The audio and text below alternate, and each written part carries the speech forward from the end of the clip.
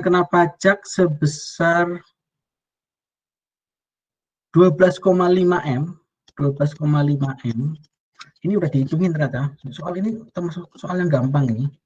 Tapi tetap aja ada yang kepleset kemarin, tahun lalu sih. Kalau sekarang mestinya kalian tidak boleh kepleset. 12,5 M. Waduh ini. Nah.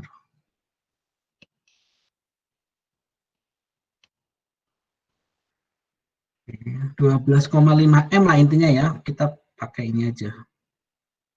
Pakai PowerPoint aja.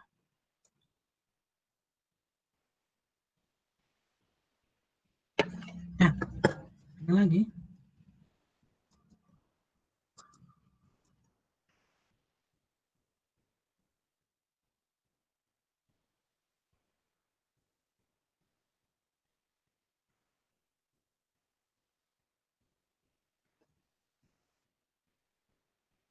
Cek. Masih, Pak. Masih. Aman, Pak. Kenapa saya nggak bisa nulis ya? Kayaknya iya, tapi ini kemudian saya kayaknya ngehang juga ini. Oke, selama kalian masih dengar nggak apa-apa ya. Jadi dari 12,5 miliar, kalian bagi dua. Yang dapat fasilitas sama yang nggak dapat fasilitas. Kalian coret-coret sendiri ya. Berarti yang dapat fasilitas itu adalah 4,8 miliar dibagi dengan total peredaran brutonya berapa? Tadi 4,8 ya? 8 ya? Kalikan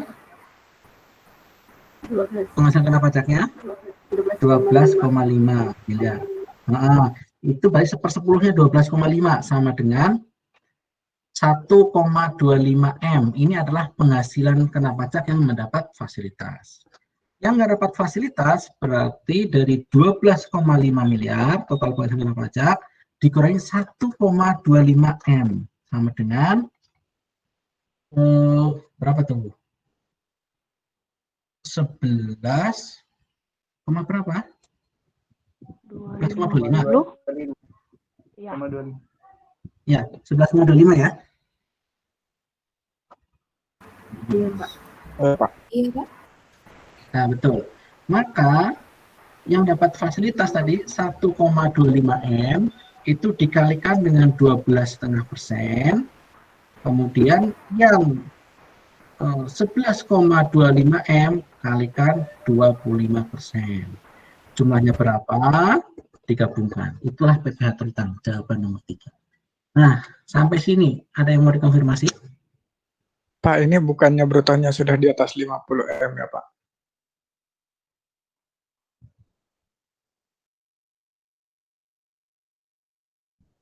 Bapaknya lagi ya. Konsultan bapaknya lagi sibuk ya. Beneran, tapi itu kan brutonya udah di atas 50 M kan? Enggak, masih 48. 48 aja. Kan masih ada retur sama diskon. Bukannya bruto tentu Oh, jadi dikurang? brutonya tuh dikurang. Tadi Iya, harus dikurang retur sama potongan. Kan kayak akuntansi biasa. Oh. Walah.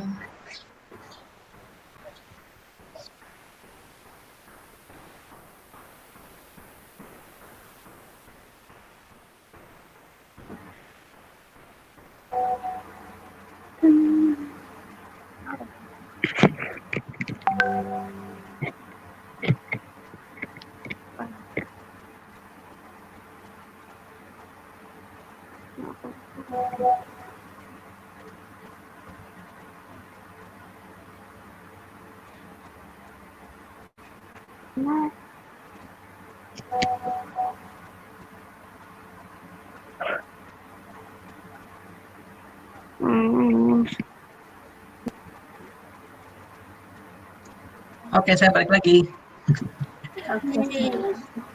Ya, tadi pertanyaannya adalah apakah bukannya peredaran bruto sudah lebih dari 50 miliar gitu ya? Iya, Pak. Itu tadi dihitungannya sebentar. Dihitungannya itu kalian harus kurangkan dulu dengan retur dan apa tadi? Potongan penjualan ya. Itu dikurangkan dulu. Jadi memang ini konsep peredaran bruto yang agak aneh. Bruto tapi neto untuk penjualan. Itu hati-hati di situ. Memang itu yang dimaksud oleh DJP seperti itu. Sebentar saya bukakan. Bruto yang neto. Aneh ya.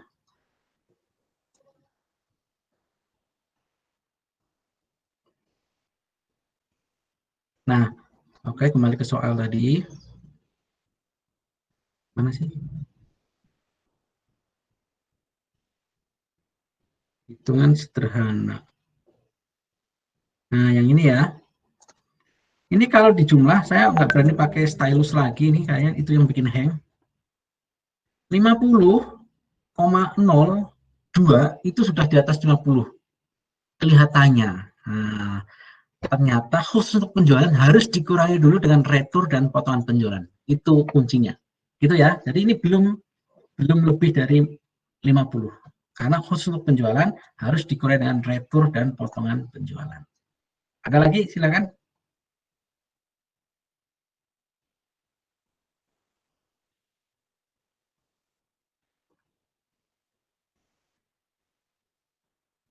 Kemudian sekarang berapa? 10 menit lagi ya. 10 menit lagi.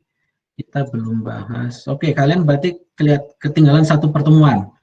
Ingetin saya untuk menambah satu. Kalau memang nggak kelar, maka saya akan menambah yang di luar jadwal, ya. Nggak apa-apa. Silakan, ada yang mau dikonfirmasi?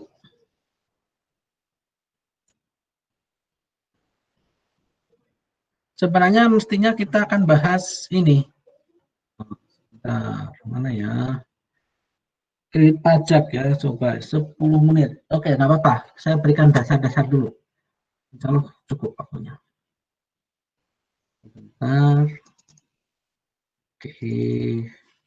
Kredit pajak luar negeri. Nah, kemarin pas bicara kredit pajak untuk OP, kita tidak membahas kredit pajak luar negeri. Kenapa? Karena akan kita bahas di sekarang. Jadi biar nggak dua kali, maka saya tunda di sekarang di badan. Tapi kredit pajak luar negeri juga sebenarnya bisa terjadi di PPHOP. Sekarang saya sudah menyajikan layar ya. Oke, presenting layar. Baik, ini ada di video. Kalau di video ada suaranya versi yang ngomong, tapi saya pakai versi saya aja. Jadi kayak gini. Pajak luar negeri intinya, saya tutup dulu pintunya.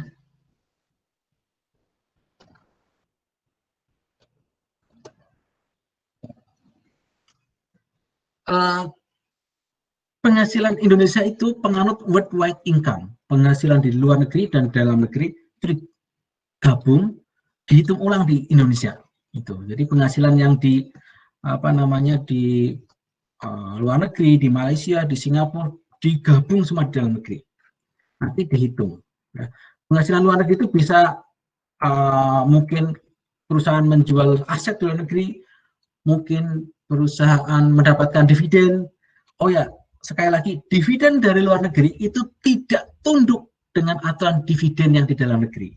Kalau dividen di dalam negeri, itu kalian kan menghitung 20% kepemilikan berarti bukan objek pajak, dan sebagainya. Itu kalau dalam negeri. Tapi kalau dividen dari luar negeri, itu tidak tunduk dengan aturan seperti itu. Pokoknya dia tidak pasti objek pajak. Nggak mungkin masuk ke BOP, itu nggak mungkin. Ya. Nah, memang dividen luar negeri memang ada aturan khusus, tetapi saya ambil tema yang simpel saja, jadi tidak bicara yang rumit-rumit, tidak gitu ya. Yaitu, nah ternyata ada cara menghitung dividen, kredit pajak luar negeri. Cara menghitungnya itu ada aturan mainnya. Aturan mainnya adalah, saya coba pakai stylus, mudah-mudahan masih bisa. Bisa. Ternyata tidak semua angka pemotongan pajak di luar negeri itu boleh menjadi kredit pajak. Ini contohnya kayak gini. Ada PTA punya divisi di Singapura. Divisi di Singapura itu untung kemudian dipotong pajak oleh otoritas pajak Singapura. Maka pemotongan pajak di Singapura itu boleh menjadi kredit pajak di Indonesia. Prinsipnya seperti itu. Tetapi berapa jumlahnya? Nah, itu yang perlu kita akan pelajari sekarang, yaitu kita dipotong pajak di luar negeri, dipotong PPh lah atau jenisnya di sana. Nah, pemotongan pajak di luar negeri itu berapa yang bisa dikreditkan di Indonesia? Itu yang akan kita pelajari. Nah, caranya adalah kita harus membandingkan 3 hal, yaitu nomor 1, yang ini jumlah yang seharusnya terutang dibayar atau dipotong sesuai P3B, jumlah PPh luar negerinya, sama pakai proporsi. Saya mulai dari yang tengah dulu, yang paling gampang. Jumlah PPh luar negeri, maksudnya adalah ini real yang dipotong di luar negeri. Misalkan tadi PTA yang di Singapura itu dia telah dipotong 100 juta. Nah, ini real, jumlah PPh yang di luar negeri. Oh, dia dipotong 100 juta. Baik, disimpan angka ini 100 juta. Angka ini tidak selalu bisa dikreditkan. Kenapa? Aturan main adalah jumlah yang paling sedikit. Indonesia itu pinter, dia nggak mau terlalu banyak pemotongan pajak di luar negeri yang boleh dikreditkan di Indonesia. Jadi Indonesia bikin aturan mana yang paling kecil dari 3 hal ini, 1, 2, 3. Maka kita harus mengidentifikasi mana yang ini, mana yang real, mana yang proporsional. Nah, kita hitung. Yang jelas ketahuan adalah ini, yang real dipotong, misalkan 100 juta. Tetapi, ingat, saya pernah cerita ada P3B, perjanjian penghindaran pajak berganda, ada tax treaty.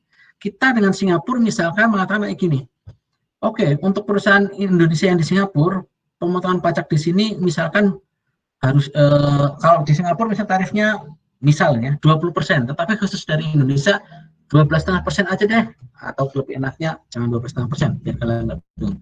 Harusnya kenanya 20%. Singapura harusnya memotong 20%. Tapi P3B, perjanjian pajak penghindaran pajak bergandanya, mengatakan ya udahlah sama orang Indonesia saudara sendiri, kita buat 15% aja ya. Gitu. Oke. Maka perusahaan di Indonesia tadi nggak dipotong 100 juta misalkan, dia dipotongnya misalkan sebentar ya biar pas, sorry ya saya ganti aja, misalkan realnya dipotong 200 juta, tetapi kalau berdasarkan P3P harusnya nggak potong 200 juta, tetapi dipotongnya adalah 150 juta. Kenapa? 200 juta itu kalau 20%, P3B itu kalau 15% itu cuma 150 juta. Loh, tapi kenapa tetap dipotong 200 juta? Ya mungkin sana perusahaan sananya lupa atau tidak membaca tax treaty atau tidak membaca P3B sehingga tetap dipotong sebesar 200 juta. Jadi ini kejadiannya perusahaan Indonesia di Singapura dipotong 200 juta, tetapi harusnya 150 juta. Kenapa? Ada P3B 15%. Kalau kayak gini, maka 200 juta nggak boleh dikreditkan. Kita akan pilih yang 150 juta. Kenapa? Lebih kecil sih. Itu konsekuensinya. Berikutnya, satu lagi perbandingan. Perbandingannya adalah penghasilan luar negerinya berapa, per penghasilan kena pajak Indonesia berapa, kalikan PPh terutang. Maka, untuk menghitung ini, kita harus sudah tahu dulu PPh terutang total di Indonesia. Nah, ini. Maka kredit pajak luar negeri itu yang bisa dikreditkan di Indonesia itu nanti terakhir ngitungnya.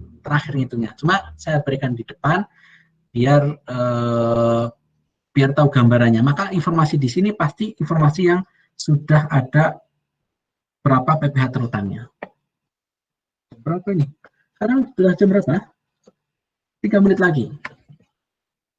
Kita lihat contoh dulu sebentar, 3 menit mudah-mudahan cukup. Ini kita lewati. Nah, contoh. Ini PT Indoproduk tahun 2017 penghasilannya yang tidak final 6 miliar, tidak final 6 miliar.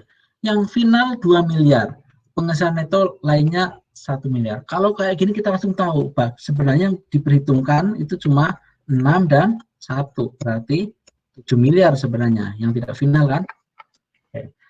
Nah, penghasilan luar negeri di negara X itu untung 1 miliar dipotong 300 juta.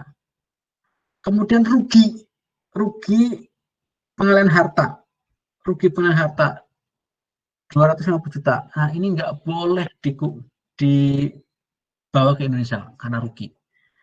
Ini juga sama, di Y, nggak boleh juga. Terus dapat penghasilan dari negara Z, 250 juta. Penghasilannya berarti ini 250 juta. Dipotong 45 juta, yang ini dipotong 300 juta. Jadi kredit pajak luar negerinya kemungkinan adalah 300 dan 45 juta. Kemungkinan loh ya. Ada informasi antara negara Indonesia dan negara Z, berarti yang ini.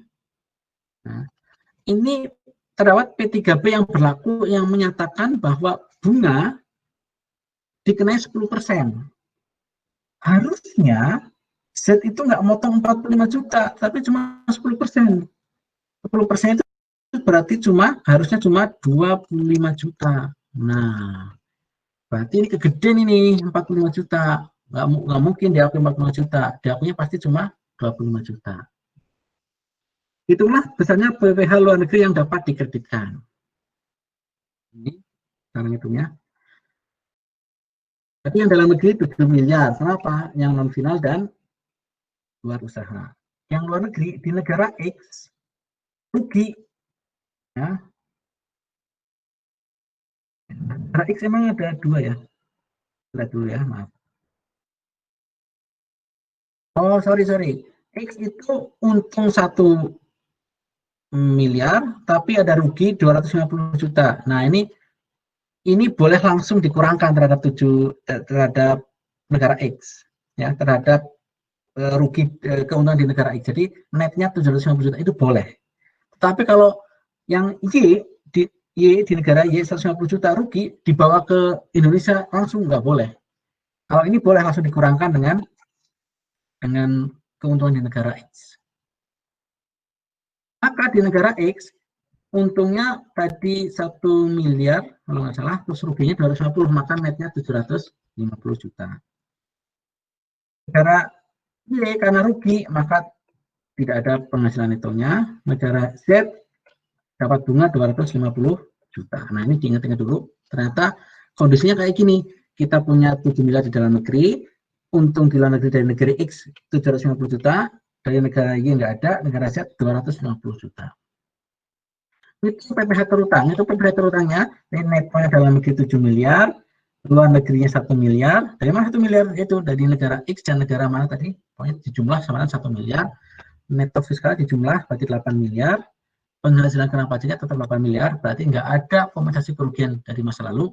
Maka PPh terutangnya 2 miliar. Dari mana 2 miliar? Yaitu 25%-nya atau seperempat. Kenapa seperempat? Ya, ini asumsinya dia sudah di atas 50 miliar. Maka kenanya 25%. Itu ya maksudnya. Jadi PPh terutangnya 2 miliar.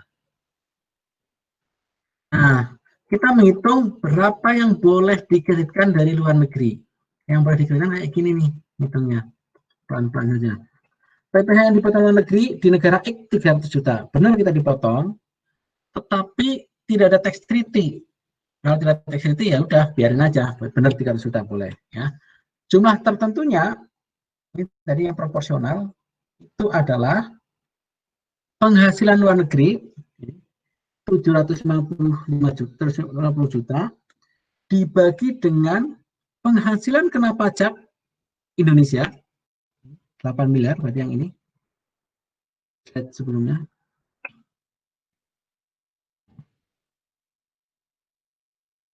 Di cepat kalian mungkin menyelesaikan saja. 8 miliar kalikan PPh terusnya tadi 2 juta, maka angkanya ini 187.